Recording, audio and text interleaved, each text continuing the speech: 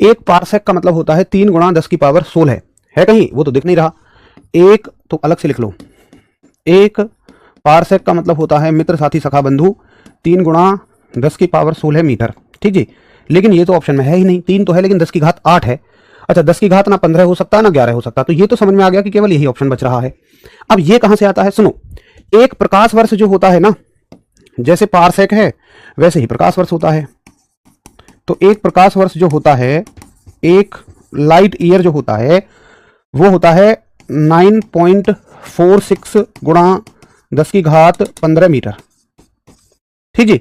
एक प्रकाश वर्ष जो है वो 9.46 गुणा 10 की घात 15 मीटर होता है। अब वो कहता है कि भाई पारसेक को प्रकाश वर्ष में बदल, पारसेक को प्रकाश वर्ष में। तो जब तुम पारसेक को प्रकाश वर्ष में बदलोगे तो ये हो जाएंगे 3.26 प्रकाश वर्ष, ये ऐसे है। तो पारसेक को प्रकाश वर्ष में बदलने पे हमें मिलते हैं 3.26 प्रकाश वर्ष। क्लियर है? अच्छा जी, तो दो ये चीज भी याद रखो और ये चीज भी याद रखो, ये भी सवाल पूछा जाएगा, ये मैंने लिख दिया। देखो ये ना 3 इकाई होती हैं, पारसेक, प्रकाश वर्ष और तीसरी आप लोग बताना क्या नाम है जल्दी से। एक पारसेक है, एक प्रकाश वर्ष है, एक लंबी दूरियों को मापने की तीसरी इकाई बताओ फटाफट से जल्दी। पारसेक है, प्रकाश वर्ष है और लंबी दूरियों को मापने की तीसरी इकाई बताइए।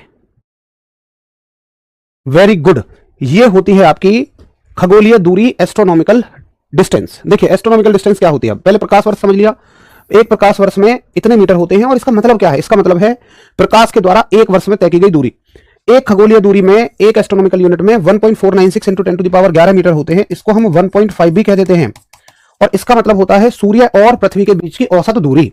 यह भी बहुत इंपॉर्टेंट है, खगोलीय दूरी का मतलब क्या है। और